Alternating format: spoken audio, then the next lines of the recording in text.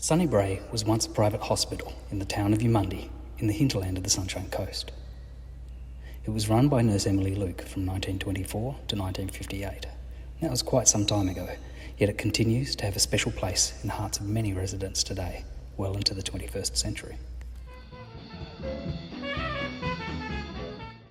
Yamundi was first established in 1890, but there was no resident doctor in the town for its first 30 years.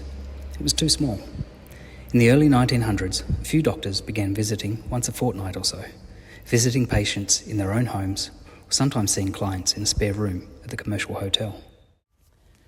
Towards the end of the First World War, Florence Polhor, a nurse who had grown up in Yamundi, returned home after living in England and Sydney. She opened up a private hospital and nursing home called Davenport. This was a big help to the people of Yamundi and the surrounding farms. In 1923, Dr. Arthur Bareblock moved to town, and Yamundi finally had its own doctor. He was put to work straight away, attending snake bites, leg wounds and road accidents. Some of his patients were cared for in Polhor's hospital, but that September her father passed away, and she closed her business and had moved away by Christmas. Bareblock no longer had facilities for ongoing care to his patients. Shortly afterwards, possibly over the Christmas holiday, Dr. Bareblock met Emily Luke, a nurse from Brisbane, who was home visiting her parents back in Yamundi. Dr. Bareblock suggested to Emily that she convert her family's home into a hospital. The Lukes had originally migrated from Scotland and lived outside of Maryborough before moving to the young town of Yamundi in 1893, where a new school was just opening that could provide education to the three eldest daughters, Mary, Isabella and Amelia, who was known as Emily. The Lukes bought a farm east of the North Maroochy River and began milking cows. The father, Andrew, also worked for the North Coast Railway. In 1910, they sold this farm and purchased 2 other plots of land, one of which they called Sunny Brae. As 1924 began, the Luke family discussed Dr. Bareblock's suggestion and decided to build a neighbouring cottage on the property for the ageing parents, Andrew and Janet. Sunny Brae Hospital opened at the end of January.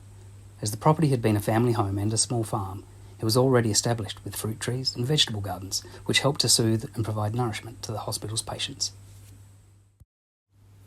It was not long before the reputation of Nurse Luke's skills spread far and wide across the northern end of what we now call the Sunshine Coast. Although the hospital accommodated a wide range of patients, it was largely used as a maternity hospital. Many babies were born at Sunny Brae with the assistance of Nurse Luke and her sister, Jessie Peachy.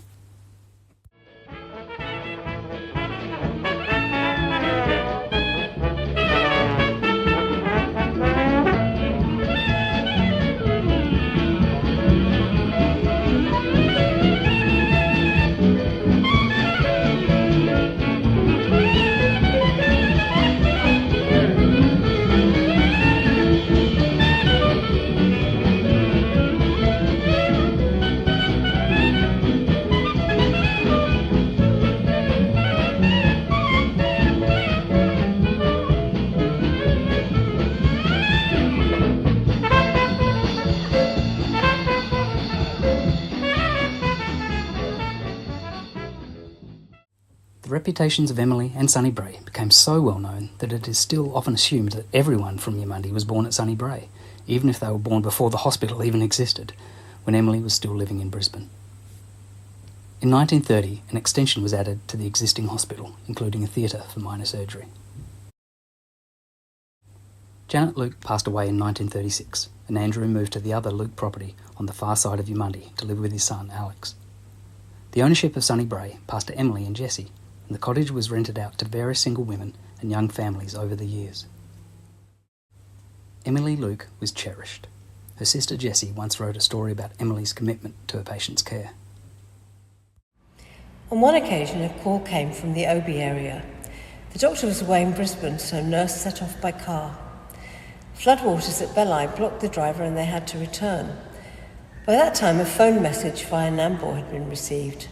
A lorry with a boat had set out to meet them. They set off again. Nurse was ferried over the first creek, the boat loaded on the lorry, and the same procedure repeated over each creek and the Mary River, all this in pitch darkness. The last crossing was on horseback, and although neither a rider nor a swimmer, she managed to hang on to reach the patient and attend her. Next morning, she rode to Mapleton across the hills, her escort cutting the fences, caught the bus to Nambour and home to Yamundi on the midday passenger train. All this in the same clothes that had been through the floodwaters. Sadly, Emily had a stroke in 1958, which forced the closure of Sunny Brae as a hospital, but she remained living there with Jessie and Charlie Peachy.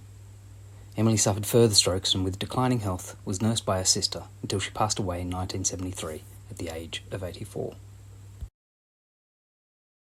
That same year, the Queensland Government began its plans for the new Bruce Highway, which would run through the Sunny Brae property while bypassing the town of Yamundi. Jessie Peachy passed away in 1981 and Sunny Brae was sold outside of the family. For a few years, the old hospital operated as a bed and breakfast and a restaurant before falling into disrepair and became vandalised. In 1998, the old cottage disappeared overnight. There had been a dispute between the landlord and its tenant, who was served with legal papers demanding that he vacate the premises. Instead, he took the premises with him on the back of a truck to a still unknown location.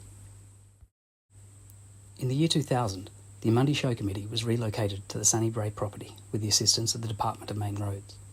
The building was soon renovated back to its original status. Today, Sunny Brae is still managed by the Yamundi Show Committee and regularly used as a clubhouse for various sporting associations. And it still maintains a special place in the hearts of many residents and descendants of Yamundi.